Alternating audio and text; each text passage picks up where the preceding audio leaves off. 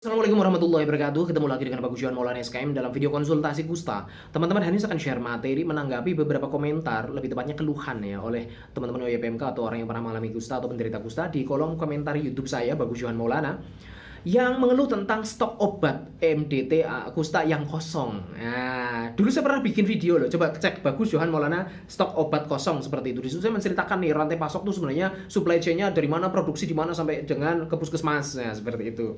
Jadi pihak mana saja yang terlibat dalam rantai pasok itu.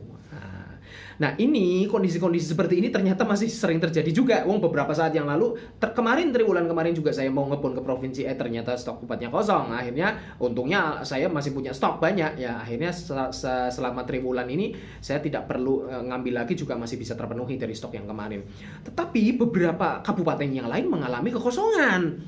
Ya, entah apalagi yang jauh-jauh dari pusat, yang mungkin di Indonesia Timur mungkin lebih parah mungkin gitu ya, karena transportasinya, distribusinya itu begitu panjangnya seperti itu. Nah, gimana sih sebenarnya sih manajemen stok yang baik? Nah, ini sebenarnya kan ada ilmunya di ilmu farmasi ya, di tenaga teknis kefarmasian, di apoteker itu belajar tentang bagaimana sih manajemen stok obat yang baik. Sebenarnya manajemen stok obat yang baik khususnya di kusta ini ya, yang pertama adalah kita pesen just in time. Just in time itu artinya kita pesen saat dibutuhkan saja. Jadi saat butuh baru pesen, bukan belum butuh tapi pesen. Itu enggak, ya. Kan kemarin ada nih teman-teman yang komentar, "Pak, kenapa ya stoknya kosong?" Mbok yao, harusnya tuh pesen tuh langsung 12 blister untuk satu pasien MB kayak gitu. Kalau untuk pasien PB langsung pesen 6 blister gitu. Enggak begitu Mas caranya, Mas. Enggak seperti itu, wong saya saja ngebon tiap 3 bulan untuk 3 bulan berikutnya. Jadi pesennya itu untuk tiap 3 bulan, 3 bulan, 3 bulan, 3 bulan seperti itu. Sistemnya didesain seperti itu. Kalau langsung pesan 12 bulan setahun, itu ya malah kebanyakan. Ada beberapa resikonya loh kalau kita misalkan pesan langsung kebanyakan seperti itu. Yang pertama, apakah Anda menjamin semua pasien itu nurut minum obatnya 100%? Wong namanya RFT rate atau angka selesai pengobatan, kepatuhan berobat saja di saya cuma 83%. Berarti kan tidak semua pasien nurut minum obat menghabiskan. Nah, kalau tidak habis, nah itu kan mubadir. Alias itu dead stock ya, bisa berpotensi untuk menjadi dead stock atau expired.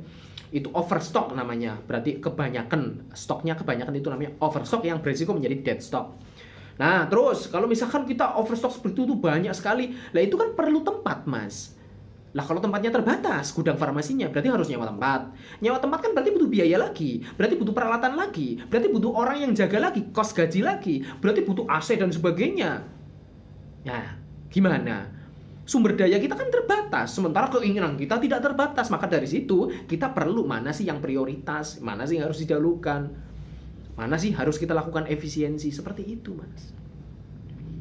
Ya, jadi just in time, saat butuh barulah ngebon, butuh ngebon, butuh ngebon. Kalau nggak butuh jangan ngebon. Kalau butuh harus ngebon, gitu ya. Just in time. Yang kedua, prinsip manajemen stok yang baik adalah FIFO atau FIFO, first in first out atau first expired first out. Nah, first in first out berarti pertama masuk, barang yang pertama masuk dia yang pertama keluar. Nah, gitu. Ini gudang farmasi. Misalkan ini adalah barang-barang yang tidak ada expired date-nya ya, barang-barang yang tidak ada masa kadaluarsanya, itu intinya barang yang pertama masuk dia harus pertama keluar. Jadi jangan sampai ada barang yang lama di situ terus sementara barang-barang yang baru keluar langsung keluar dulu. Lah ini ngapain dari barang yang dulu di sini terus? Itu untuk barang-barang yang tidak ada kadaluarsanya. Untuk barang-barang yang ada kadaluarsanya, tentulah first expired, first out. Barang yang expired duluan, yang mendekati masa kadaluarsa harus keluar dulu, harus didistribusikan, harus dimanfaatkan terlebih dahulu. Jadi jangan sampai prinsip ini tidak dipatuhi sehingga expired di tempat di situ akhirnya jadi dead stock. Dead stock mau barang obat ini kan termasuk limbah B3, bahan berbahaya. Jadi ini untuk membuang tidak hanya sekedar dibuang terus dipendem, itu nggak bisa, Mas. Ada ketentuannya tadi, dan itu juga membutuhkan cost. Itu FIFO atau FIFO. Terus untuk pemesanan obat kusta, ini ada prosedurnya, harus laporan dulu. Laporan apa? Laporan software. Software namanya SIPK, Sistem Informasi Program Kusta. Nah, ini bentuknya software Excel. Software Excel diisi 3 bulan sekali dilaporkan. Nah, ini ada sistem otomatiknya, formulanya. Kalau kita misalkan isinya sudah tepat, lalu di situ ke stok terakhir triwulan terakhir kemarin berapa dimasukkan, nanti akan ngitung sendiri. Oh, berarti jumlah kebutuhan untuk triwulan berikutnya adalah sekian. Lah, angka yang muncul di SIPK itulah yang ditulis dalam surat pemesanan. MB dewasa butuh berapa, MB anak berapa, PP anak berapa, PP dewasa berapa. Seperti itu, nggak bisa ngarang seenaknya sendiri. Wah, pokoknya mintanya sesuai dengan perhitungan kita sendiri. Nggak bisa. Sesuai keinginan kita, saya mau bon yang banyak sekalian. Nggak bisa. By data. Nah, bisa jadi keterlambatan stok ini karena apa? Karena laporannya terlambat. Jadi kalau saya mau minta ke provinsi, saya minta sekian dong. Loh, kamu laporannya mana? Jangan sampai SP atau surat pemesanan yang kamu tulis itu seenaknya sendiri. Dicocokkan dengan yang ada di SIPK itu. Gitu loh. Jadi itu ada rumusnya, ngitung sendiri kebutuhan untuk triwulan berikutnya berapa. Tuh, bisa jadi karena kita laporannya terlambat, mungkin bisa dari puskesmasnya loh ya. Puskesmas laporan triwulan yang terlambat, rekapan kabupatennya terlambat, akhirnya lapor ke provinsi juga terlambat, provinsi lapor ke Kemenkes juga terlambat, Kemenkes nggak mau ngeluarin barang sebelum laporannya penuh. Gitu loh. Jadi bisa saja ini mekanisme ini terjadi karena keterlambatan laporan. Ini. Nah, terus bagaimana nih kalau misalkan sudah mendekati drop out? Saya pernah bikin materi bagus, Johan Maulana, tata laksana kasus drop out atau tata laksana kasus default. Seperti itu ya. Coba dicari di situ. Bahwa kalau sudah default atau drop out atau putus obat, itu tata laksananya seperti apa sih? Drop out itu kalau misalkan pasien PP sudah sudah lebih dari 3 kali kosong, 3 bulan. Jadi 3 bulan kosong itu udah maksimal. 4 bulannya, bulan keempatnya itu nggak boleh kosong. Kalau bulan keempatnya kosong nggak minum obat, maka bulan keempat itu dijatuhi status drop out atau default. Untuk pasien MP itu boleh kosong 6 bulan maksimal. Nah, secara kumulatif, entah itu berturut-turut atau selang-seling seperti itu, maksimal itu kosong 6 bulan. Bulan ketujuhnya nggak boleh kosong. Begitu bulan ketujuhnya kosong, kamu nggak minum obat, maka bulan ketujuhnya itu kamu dihukumi status default atau drop out atau putus obat. Nah, kalau misalkan, waduh, ini saya udah kosong berapa bulan nih Pak, misalkan. Nah, nanti saya drop out gimana, putus obat gimana? Nanti harus minum dari awal lagi, kan tata laksananya seperti itu. Minum dari awal lagi. Kalau MB ya berarti 12 blister, kalau PP berarti 6 blister. Wah, kan pasien takut terjadi kenapa-napa, kalau takut menularkan lagi dan sebagainya, itu wajar. Ya memang Anda takut ya wajar seperti itu. Nah, ini kan ya kan keresahan, keresahan di user obat tersebut nih bagaimana. Dan itu mencuat gitu kan. Nah, itulah yang harus disikapi. Lalu gimana nih kalau misalkan sampai terjadi default? Ya tanggung jawab programmer. Kalau default ya berarti harus diobati dari awal lagi. Nah, itu sebuah konsekuensi yang harus ditanggung oleh programmer. Kalau pasiennya default karena gara-gara rantai pasok kita nggak beres, ya akhirnya pasiennya default, ya tanggung jawab harus menuntaskan pengobatan defaultnya. Itu tentunya itu PR lagi, yang harusnya minum obat selesai segitu gara-gara default dari awal lagi, berarti kan membutuhkan obat lebih banyak, pemantauan lebih ketat lagi. Nah, itu kan semuanya butuh kos. Jadi tidak efisien, boros kalau orang default itu. Mengakibatkan permasalahan yang terus berlanjut. Ini memang sebuah pil pahit yang harus ditelan oleh pasien ya. Nggak bisa ngapa-ngapain soalnya, ini mau gimana? Kalau puskesmas upayanya, waduh ini kosong nih, obatnya gimana? Bisa ngebon antar puskesmas. Calling puskesmas sebelahnya, tetangganya, ada nggak MB anak, ada nggak MB dewasa, ini saya kosong nih, bisa ngebon antar puskesmas. Kabupaten ngebon antar kabupaten juga bisa. Oh, saya aja berapa kali dipinjemi oleh kabupaten tetangga. Nah, tentunya tak tagih lagi gitu kan. Nah, jadi antar kabupaten juga bisa saling ngebon. Tapi kalau provinsi saya belum pernah dengar ya, provinsi itu ngebon sama provinsi lain stok obat.